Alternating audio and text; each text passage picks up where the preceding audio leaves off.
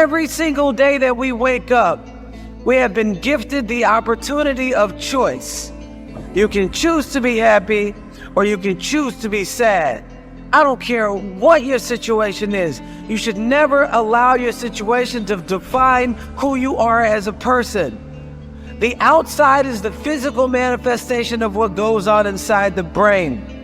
Things do not just happen. No one just rear-ends your car. You don't just become broke. Broke is a mindset. Things don't just happen. Your pocketbook is not just below balance or on zero. You're not just overweight, just by chance you're just overweight. Things don't just happen. Your words can trip you. What you say can cause you to stumble. It can keep you from your potential. You're not snared by what you think. Negative thoughts come to us all. When you speak them out, you give them life. That's when they become a reality. When you say, I'll never get back in shape, it becomes more difficult. You just made it harder. When you say, I never get any good breaks, that stops the favor that was ordained for you. If you say, I'm not that talented, I don't have a good personality, that is setting the limits for your life. That is calling in mediocrity. So the recognition that negative thinking and unhappy states actually do nothing to change anything. If anything, they make it worse.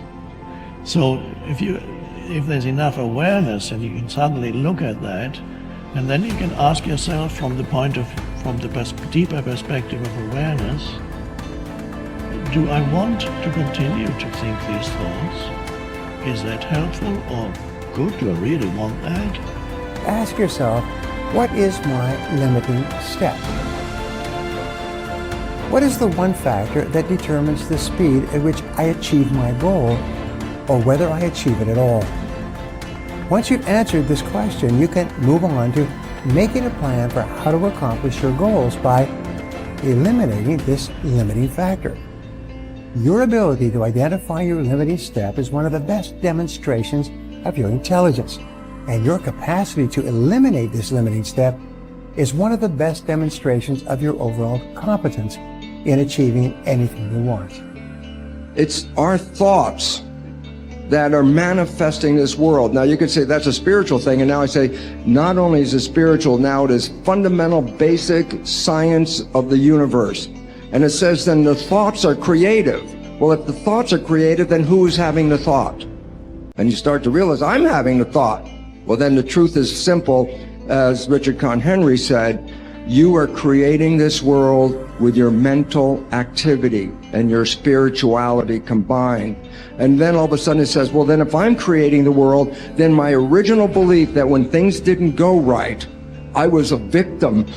The universe wasn't supporting me. You know, it's like, oh, I try so hard and the universe is not giving me things. It turns 180 degrees around. And it basically says this: we are creating this world. And then I say your mind is creating this world. Although you cannot change conditions or circumstance, you don't have to let them control you. We can't control what's going on outside, but we can control what's going on inside. You know, and unfortunately, I don't think many of us have been raised to really understand that. And it's a lack of understanding that's causing all our problems. We are the only creature on the planet that's totally disoriented in our environment. All the little squirrels, the birds, all the animals are completely at home in their environment. They blend in. You and I are totally disoriented in our environment. We've been given the mental faculties to create our own environment. However, we go right through school and we've never learned that. We have higher faculties, and the average person has no knowledge of how to operate with them, how to develop them. We have perception, the will, reason, imagination, memory, and intuition. Now, those mental faculties, they're not just words, they're actually mental faculties that we can use to take control over our world and to create the environment that we want. But unfortunately, we grow up, we don't know that. We've been raised to live through by what we see, hear, smell, taste, and touch, our physical senses. And we've been raised to be controlled by what's going on outside. As little kids, will you listen to what I'm telling you? Will you look at this? And so it's all outside. We get our report card, and that tells us what kind of student we are. But it really tells us where our mind was at for a few minutes 3 weeks ago. Got nothing to do with who we are. So I think we're raised in ignorance, actually. There's a very small percentage of the population that have a reasonably clear understanding of who they are and what they're capable of doing. But the ones that do are in the minority. People think that the purpose of memory is to remember the past. And that's not the purpose of memory. The purpose of memory is to extract out from the past lessons to structure the future. And that's the purpose of personal memory. And so you're done with a memory when you've extracted out the information that you can use to guide yourself properly in the future. So if you have a traumatic memory, for example, that's really obsessing you, if you analyze that memory to the point where you figured out how you put yourself at risk and you can determine how you might avoid that in the future, then the emotion associated with that goes away. So memory has a very pragmatic function. And cultural memory is the same thing, is that we need to extract out stories from our past that structure our future. And we need that because, well, first of all, if you don't have a purpose, let's say, it isn't that your life becomes neutral in a meaningless sense. It's that your life becomes characterized by unbearable suffering, because the baseline condition of life is something like unbearable suffering. And what you have to set against that is a noble and worthwhile purpose. And hopefully your determination of that purpose is buttressed to some degree by the wisdom of the past, because you can't conjure something like that up on your own. And if you provide people with nobility of purpose, then they can tolerate the suffering of existence without becoming entirely corrupted by it. And cultures that don't do that, it isn't even so much that they die, it's that cultures that don't do that are dead. They're done. They don't have a story anymore. They don't have a call to adventure. And then everyone suffers stupidly as a consequence. It's a very bad thing. So Churchill made the same observation that many of the great psychologists and philosophers made in the early part of the 20th century. It's like, bring the story forward and propagate it and make it the most noble possible story. And then you motivate people to transcend themselves, which they need to do. So yes, he's exactly right in his diagnosis. In order for us to become abundant, we have to overcome the old personality. And that's 95% of who we are, right? Yes. So then, the side effect of the beginning of this process is a lot of discomfort.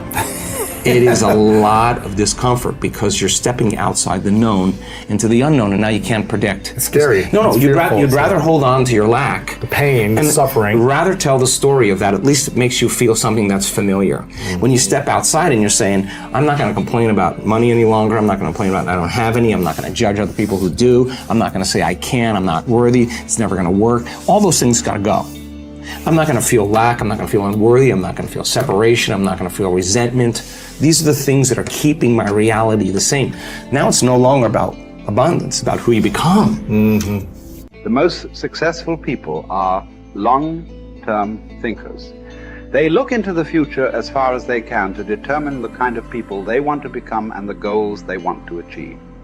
They then come back to the present and determine the things that they will have to do or not do to achieve their desired futures. This practice of long-term thinking applies to work, career, marriage, relationships, money, and personal conduct. Successful people make sure that everything they do in the short term is consistent with where they want to end up in the long term. They practice self-discipline at all times. You see this willingness to sacrifice in people who spend many hours and even years preparing, studying, and upgrading their skills to make themselves more valuable, so that they can have a better life in the future, rather than spending most of their time socializing and having fun in the present. Your ability to think, plan, and work hard in the short term, and to discipline yourself to do what is right and necessary before you do what is fun and easy, is the key to creating a wonderful future for yourself. Your ability to think long term is a developed skill. As you get better at it, you become more able to predict with increasing accuracy. what is likely to happen to you in the future as the result of your actions in the present. This is a quality of the superior thinker. The common denominator of success was that successful people make a habit of doing the things that unsuccessful people don't like to do. And what were these things? It turned out that the things that successful people don't like to do are the same things that failures don't like to do either. But successful people do them anyway because they know that this is the price they have to pay if they want to enjoy greater success and rewards in the future. Successful people are more concerned with pleasing results, whereas failures were more concerned about pleasing method. Successful, happy people were more concerned with the positive, long-term consequences of their behaviors, whereas unsuccessful people were more concerned with personal enjoyment and immediate gratification. The top people were those who were more concerned with activities that were goal-achieving, whereas average people were more concerned with activities that were tension-relieving.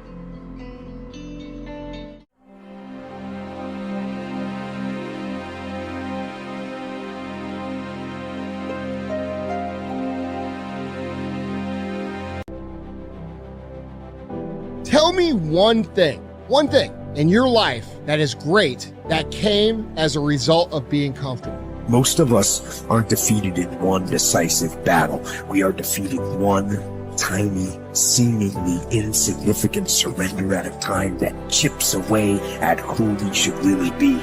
It isn't that you wake up one day, decide, that's it, I'm going to be weak. No. It is a slow, incremental process. It chips away at our will. It chips away at our discipline. Move out of your comfort zone. It's the courage to move into your zone of discomfort where you feel awkward and clumsy and sometimes alone. The comfort zone is one of the greatest enemies of human potential and of your potential. The people that are really successful, they're not looking for comfort. They're looking for excitement. They're looking for potential. Give up this old idea, I just want to be comfortable. Quit lying to yourself. You know you seek more than comfort. So understand that when you're trying to avoid the pain, when you're trying to avoid the struggle, when you're trying to avoid the hard things in life, you are actively choosing to be average. Start putting some pressure on. Put some pressure on yourself. Get out here and get about it. Once you figure out that you're in a race amongst billions of people that live in this world, you're in a race by yourself. You have a purpose, and it's your purpose, not everybody else's purpose. It is your purpose and only your purpose, and it's your race. That means you are persistently bigger than your excuses. You are persistently bigger than feeling lazy. And you are persistently beating the feelings that typically stop you. Stop coming up with excuses. Don't give yourself permission to continue to live a small life. You can't fit a big dream into a small life. Give yourself permission to go for it, to test yourself, to challenge yourself, to live full. When the sun comes up, you've got all the books, you've got all the tapes, you've got all the access. Now it's time to hunt. And what separates you from everybody else is that when it's time to hunt, you're ready to hunt. What I've come to appreciate when you're working on changing your life, changing some bad habit, getting out of addictive situations or relationships, or working to build a dream or making a difference in our society, it's hard. There are going to be all kinds of challenges that we all must face. You cannot live in this world without a challenge. You cannot live in this world without a struggle.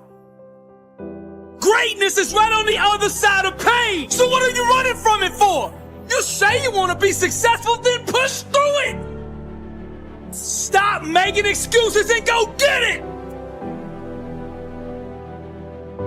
The lack of self-discipline is the major cause of failure, frustration, underachievement, and unhappiness in life. It causes us to make excuses and sell ourselves short. Perhaps the two biggest enemies of success, happiness, and personal fulfillment are first the path of least resistance and second, the expediency factor. The path of least resistance is what causes people to take the easy way in almost every situation.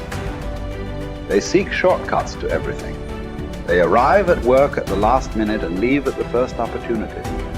They look for get-rich, quick schemes and easy money. Over time, they develop the habit of always seeking an easier, faster way to get the things they want, rather than doing what is hard but necessary to achieve real success. The expediency factor, which is an extension of the law of least resistance, is even worse when leading people to failure and underachievement. This principle says people invariably seek the fastest and easiest way to get the things they want, right now, with little or no concern for the long-term consequences of their behavior. In other words, most people do what is expedient, what is fun and easy, rather than what is necessary for success. Every day, and every minute of every day, there is a battle going on inside of you between doing what is right, hard, and necessary, like the angel on one shoulder, or doing what is fun, easy, and of little or no value, like the devil on your other shoulder.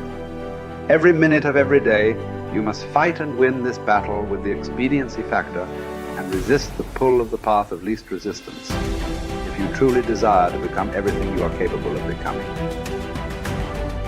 And then when you see people take on more responsibility and decide that they're going to aim up and confront their suffering honestly and forthrightly, that their lives get better and the lives of people around them get better too.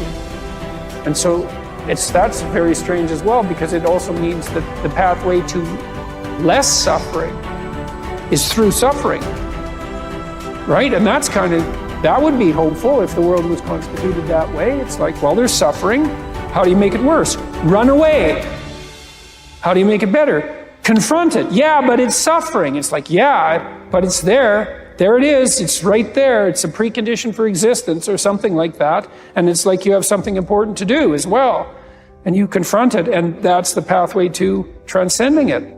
We need to figure out, like, now, today, what is, the best way to live your life? What is the, there's got to be ways where you can be putting forward the most positive energy. I mean, we know objectively what's causing pollution. We know objectively what's causing birth defects, and we're taking in too much chemicals and not enough vitamins. We know objectively all this stuff. We know how to organize our world, and yet we don't do it. We know how to organize our health, and yet very few people do it. We know all these things. The right path to being a happy, healthy person is to do all the shit that we already know you're supposed to do. Take care of your body, take care of your health, take care of your mind, your stress, meditate, be kind to people. We all know that. I mean, you ask anybody, they know how to get by and to be the most evolved version of you that you can be. I mean, it's not like a magical checklist. If you talk to people about it, you said, okay, here you got a person, you want to improve them, what are the things that you're going to do to them? Okay, well, if I was a life coach, the first thing I would say is this guy's got to get on a diet that makes him healthy. I don't mean a diet just to lose weight. I mean just healthy foods in your body. Many, many vegetables.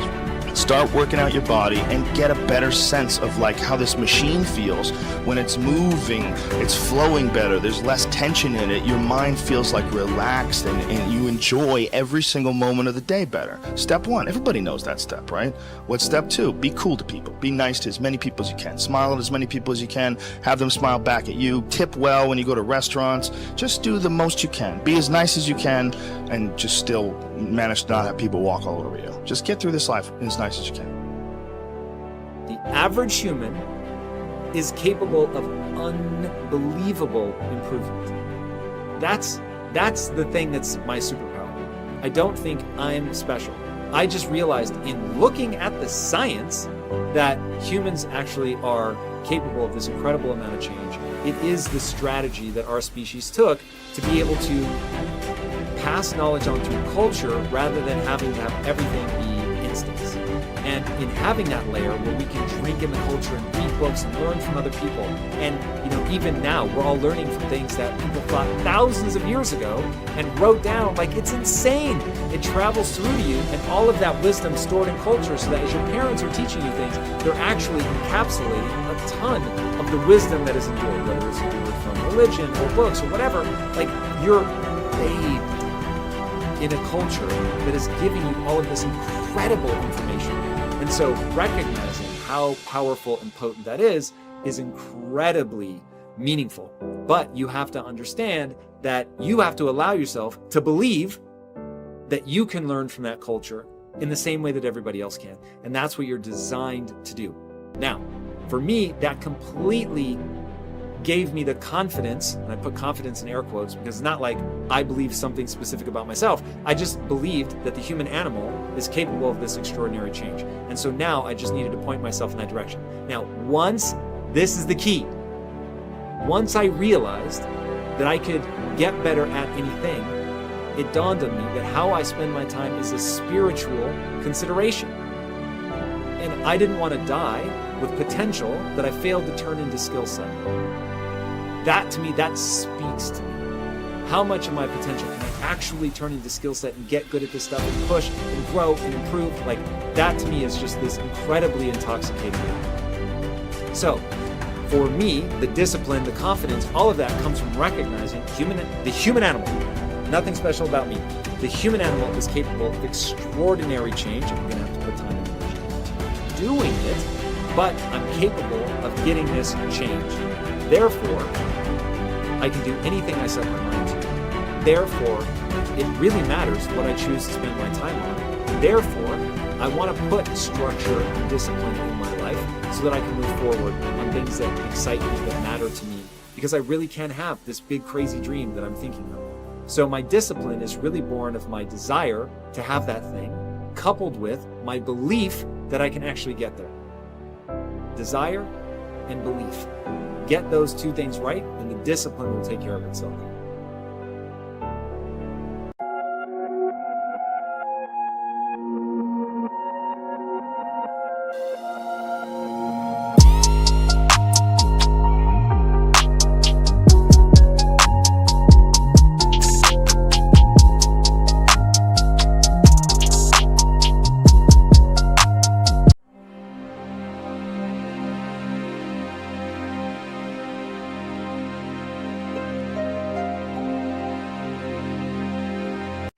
Today, you will see this everywhere when people say, I am only human.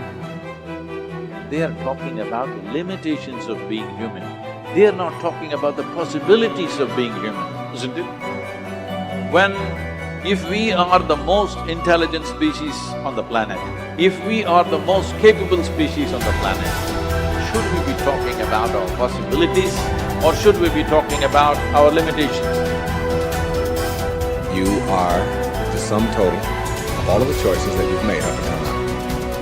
And anything about yourself or your life that you don't like, or isn't working, or is mobilizing you, is to be looked at in terms of, can I grow? Rather than, why did I do it, or isn't this wrong? I don't like what I've done. I don't like the fact that I can't do this well, or I can't do that well. So I will list these things in my own repertoire, and then I will be constantly trying to repair those deficiencies, always assuming that I'm deficient, that there's something wrong with me, and I'm trying to fix it. And when you do that, you spend your whole life doing that. But in order to be the winner you were born to be, you must plan to win, you've got to prepare to win, and you must expect to win. And if you don't plan to win, and if you don't prepare to win, then you have no legitimate reason for expecting to win. The way that we think about ourselves determines the policies that we embrace, the laws that we agree to live and abide under. Those are all based upon our story. So all of a sudden you see the battle for our story is front and center. I mean, what could be more important than that right now? So when we talk about that battle, there's a battle for who we are and the way that we think about ourselves. You are creators who have come into this environment for the details that it evokes from you. But you are God force who insists upon alignment with the energy of your source.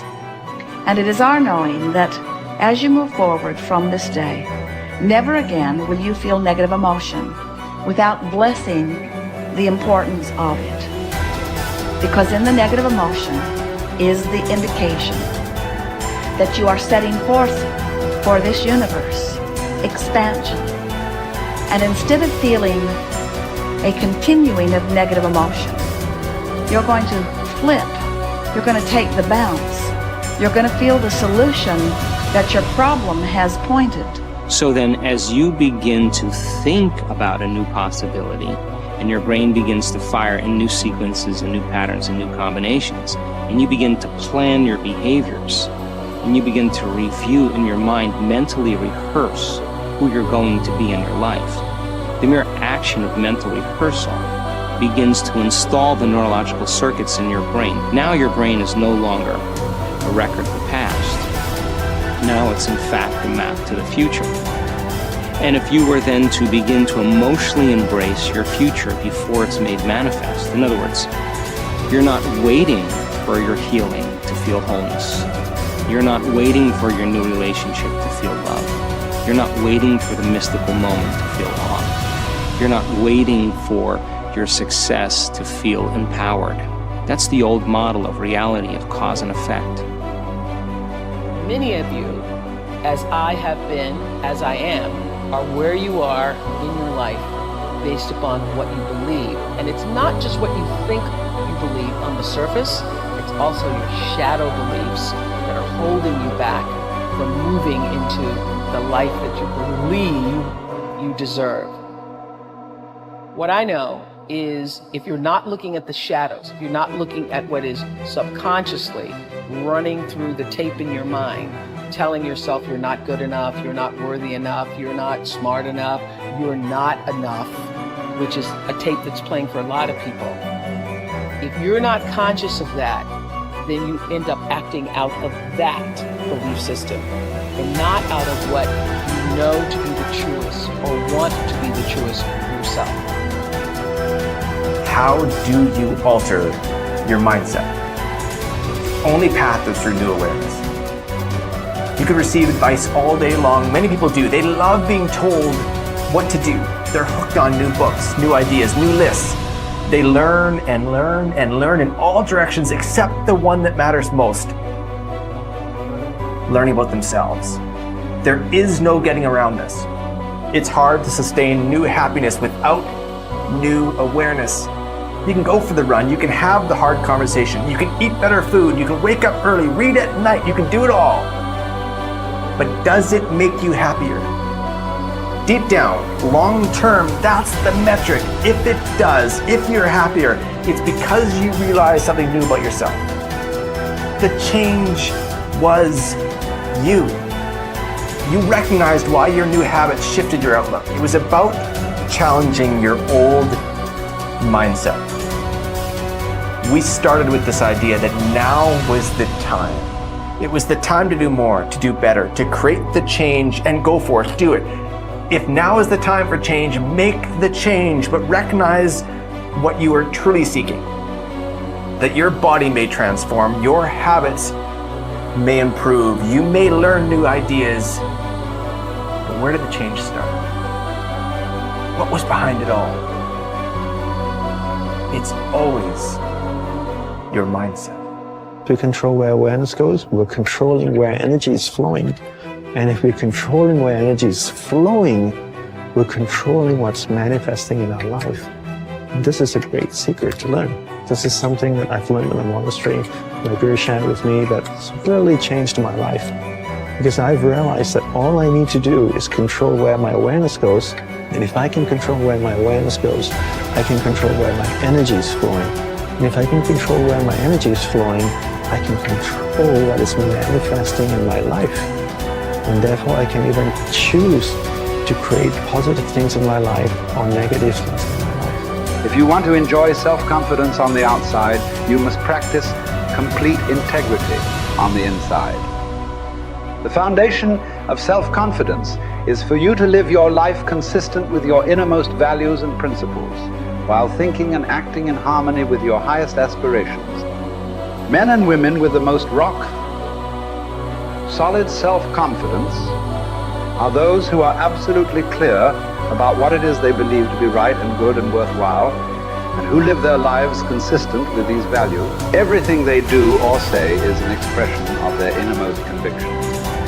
Your whole world can fall down around you, but as long as you know that you are doing the right thing, you will have a deep inner sense of calm that will manifest itself in an attitude of confidence and in an attitude of confidence and self-assurance in any situation. You will have many ups and downs in life. But what is most important is that you remain true to yourself. Your true values are only expressed in your actions, in what you do. You can tell what you truly believe by observing what you do in any situation in which you have to make a choice, especially when you are under stress and pulled in two directions at once, with opposing demands or responsibilities. This is when your true values are revealed. The action that you take in any given situation will tell you which of your values is uppermost or whether you have any values at all. It is not what you say, hope, wish, or intend, but only what you do that counts. Your choices of the actions you take tell you unerringly who you really are. You can develop within yourself a superb set of values by acting as though you already had those values. You can develop integrity and courage and compassion and confidence by behaving as though you already had these qualities. The more you act the part, especially when you demonstrate these qualities under stress or when you feel like doing or saying something else, the more rapidly these qualities become a permanent part of your mental makeup. The more you practice good values, the more rapidly you become a truly superior person. The keys to developing the unshakable self-confidence that will make everything else possible for you are self-control, self-mastery, and self-discipline. Self-confidence can come directly by behaving in a self-confident manner, but more often it comes indirectly by doing and saying the things and practicing the behaviors that lead to self-confidence. The most important self-development behavior is living consistently with your highest values at every opportunity. Appreciate how special you are. There will never be anyone exactly like you. You were given special gifts and talents to share with the world. And even though everybody has special gifts and talents, nobody will use theirs quite the same way you do. You have a way of being in the world and a perspective that's unique to you.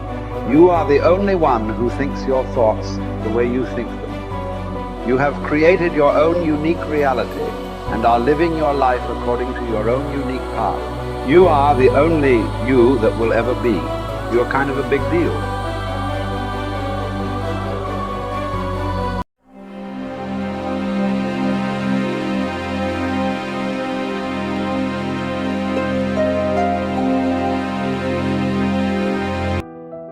We go the direction we face.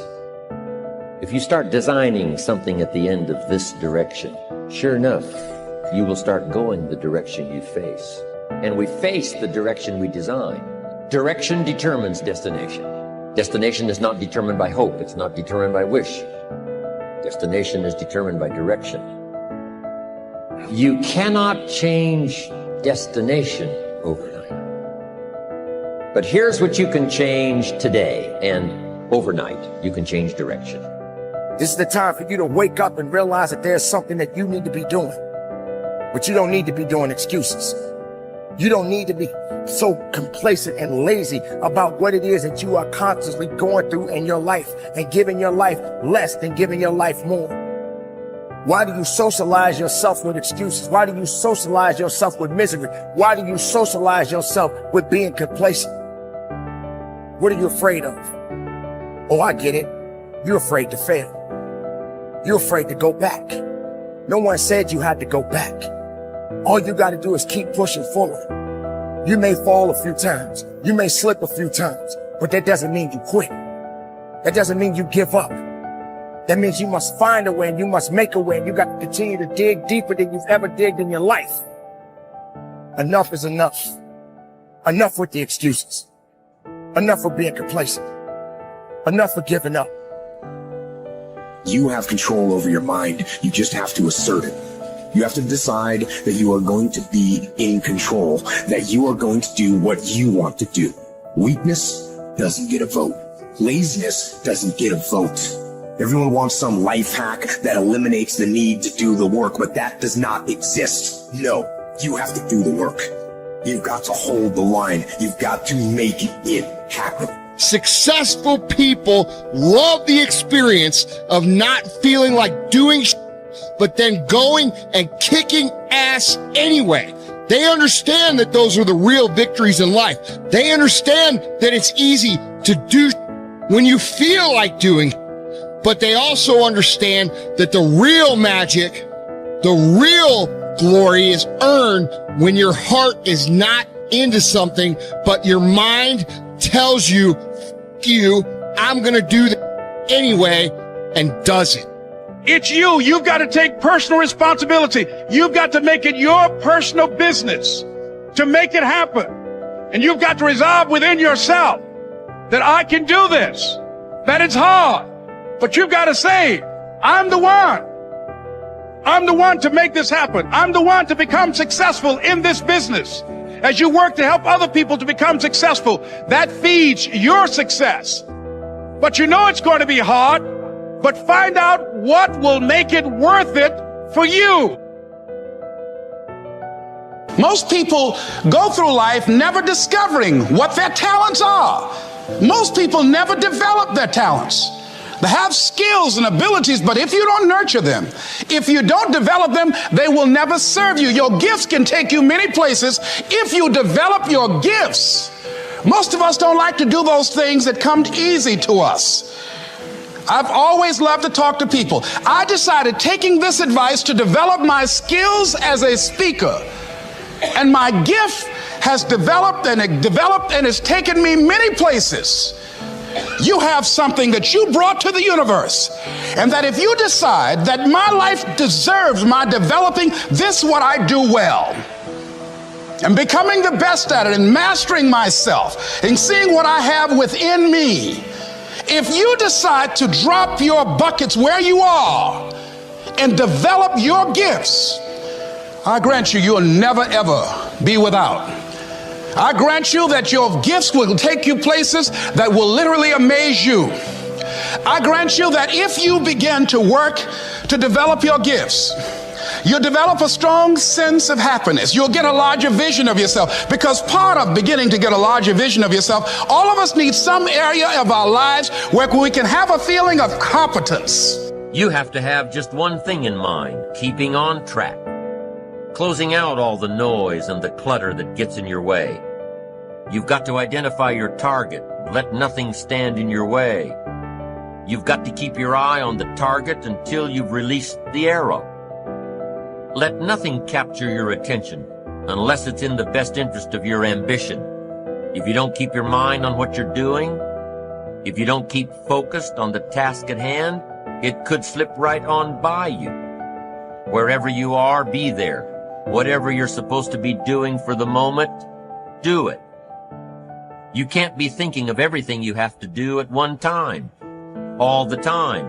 You have to concentrate on just one thing at a time, one project, one job. You have to take it one task at a time and complete it. Do what you've set out to do. Keep your mind only on that one task. Why? If you don't, you won't accomplish anything. Concentration takes a lot of discipline. It takes a lot of discipline to demand privacy, to keep the do not disturb sign on your door while you're in the middle of an important job. It takes a lot of discipline not to answer the phone every time it rings at home.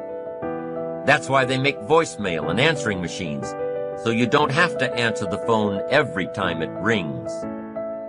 Your family will appreciate an uninterrupted dinner hour. Your night work will get done a whole lot faster. Concentrate on the work at hand and demand of yourself the discipline to stay focused. If you have a long list of things to get done within a day, do the toughest ones while your concentration is at its peak. When you're at work, be at work. When you're in a conference, be in that conference. When you're at your kid's school play or soccer game or dance recital, be there. Don't let your mind wander. Stay focused. Stay focused on the task at hand or the company you're with. Don't let your mind wander during conversations. You never know what important points you'll miss. Stay focused. Stay true to where you are and what you're doing. Use your discipline to keep your mind in line. When you recognize the need to concentrate more, when you recognize this need, and when you discipline yourself to stay focused, it will come easier and easier. Focused concentration can be learned. Focused concentration can become a habit. If you work on it a little every day, the easier it comes, the less energy you'll waste on making your mind you. Make your mind pay attention. Discipline yourself to be where you are. Work at work and play at play. Don't mix the two. Concentrate. Give your job the attention it deserves. Give your family the attention they deserve. Give your colleagues the attention they deserve.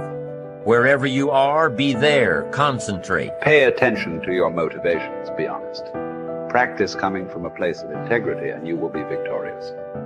Always do your best. There's no faster way to fall prey to outside input than when you're feeling insecure. And there's no better way to feel insecure than knowing you half-assed something or don't really believe in what you're doing. No matter what it is, raising your prices or raising your children, if you do the absolute best you possibly can and come from a place of integrity, then you can be proud of yourself and not give a damn what anyone else thinks. Find a temporary role model, find a mentor or a hero or a role model. Get clear on why this person is impressive and inspiring to you. And when faced with a challenge that leaves you guessing how to react, ask yourself, what would my hero do? Not caring what others think is a muscle that can take some time to build up. So use this trick while you're still getting strong, and before you know it, you'll be able to ditch your hero and start asking yourself, what would I do? Take the first right step instead of wasting hours and days and years trying to figure out your perfect next move. Just do something already. All the time we waste rolling ideas around in our heads, imagining what if, coming up with perfect reasons why, and then perfect reasons why not. Tearing at our cuticles, making our friends and family carefully screen their calls in case it's us again. Wanting to go over some idea. Get out of your head and take action. You don't have to know exactly where it's going to take you. You just need to start with one thing that feels right and keep following right, feeling things and see where they lead. Most answers reveal themselves through doing, not thinking.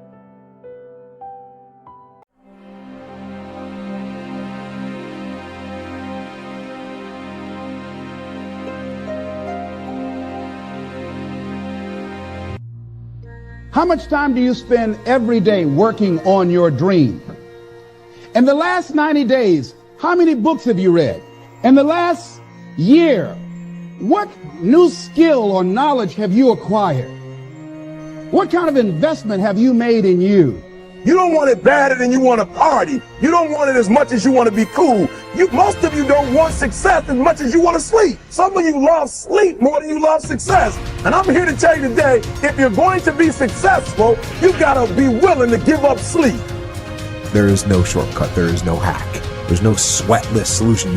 You're gonna have to work. There is always weakness to work on. Always. A lot of them.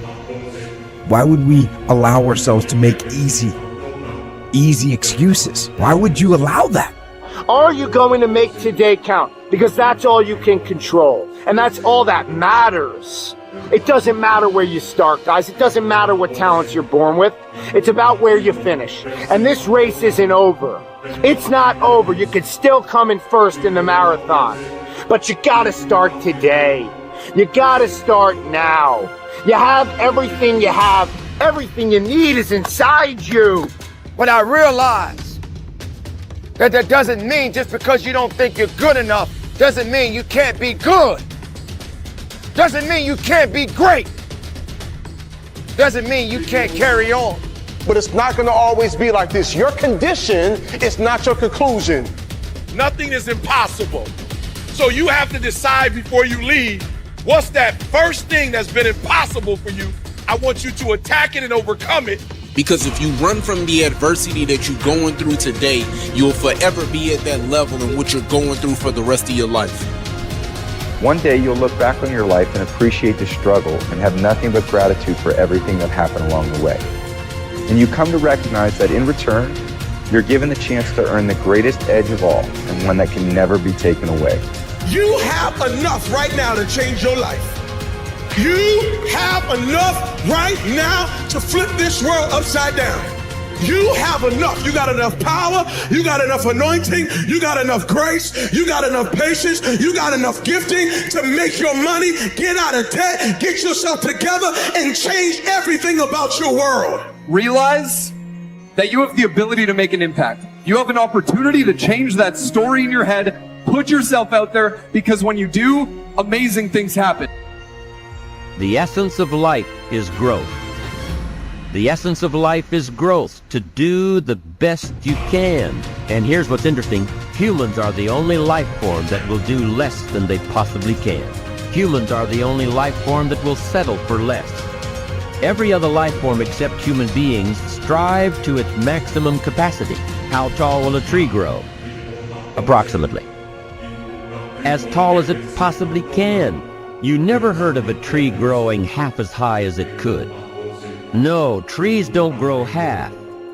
Trees send their roots down as deep as possible, stretch their limbs up as high as possible, produce every leaf possible and every fruit possible.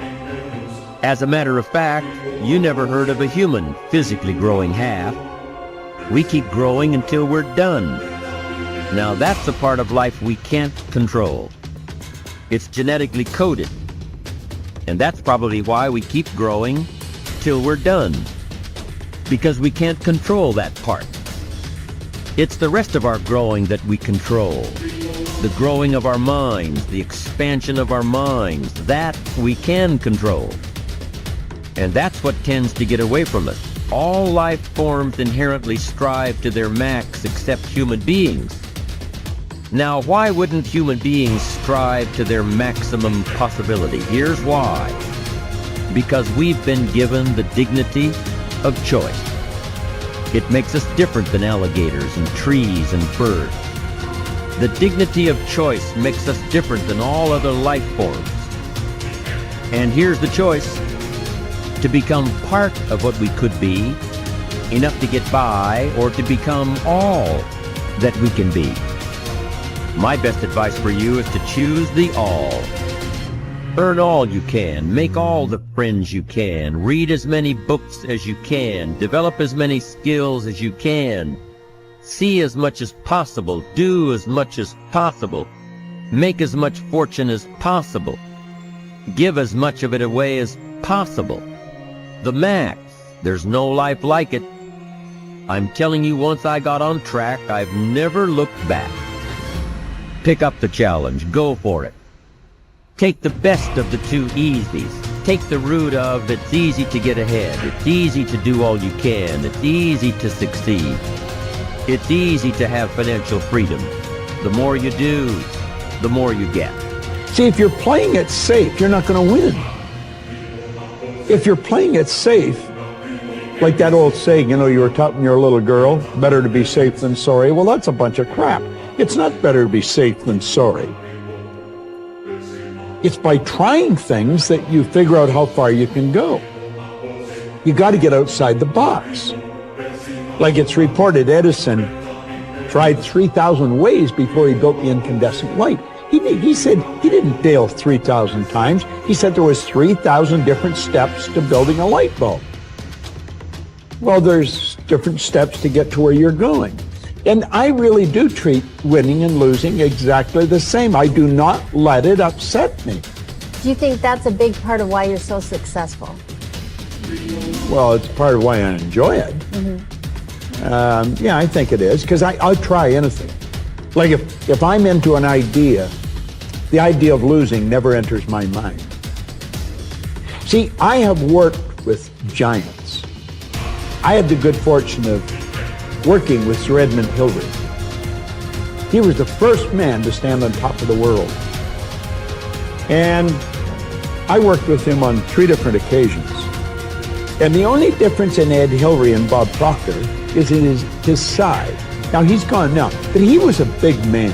And he shook hands with me. His hand wrapped right around mine. I felt like a dwarf, you know.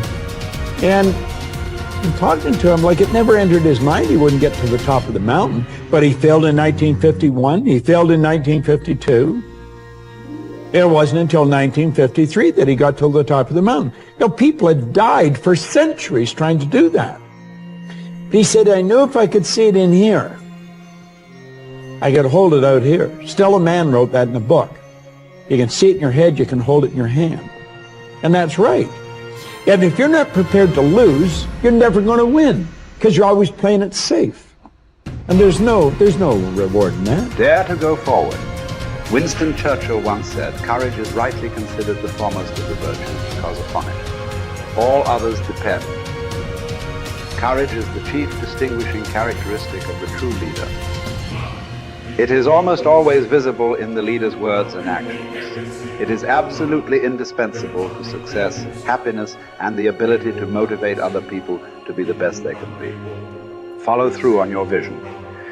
In a way, it is easy to develop a big vision for yourself and for the person you want to be. It is easy to commit yourself to living with complete integrity. But it requires incredible courage to follow through on your vision and on your commitments. You see, as soon as you set a high goal or standard for yourself, you will run into all kinds of difficulties and setbacks. Refuse to compromise. You will be surrounded by temptations to compromise your values and your vision. You will feel an almost irresistible urge to get along by going along. Your desire to earn the respect and cooperation of others can easily lead to the abandonment of your principles. And here is where courage comes in. Stick to your principles. Courage combined with integrity is the foundation of character. The first form of courage is your ability to stick to your principles, to stand for what you believe in and to refuse to budge unless you feel right about the alternative. Courage is also the ability to step out in faith, to launch out into the unknown, and then to face the inevitable doubt and uncertainty that accompany every new venture. Avoid the comfort zone. Most people are seduced by the lure of the comfort zone. This can be likened to going out of a warm house on a cold, windy morning. The average person, when he feels the storm swirling outside his comfort zone, rushes back inside where it's nice and warm. But not the true leader. The true leader has the courage to step away from the familiar and comfortable and to face the unknown with no guarantees of success. It is this ability to boldly go where no man has gone before that distinguishes you as a leader from the average person. This is the example that you must set if you are to rise above the average.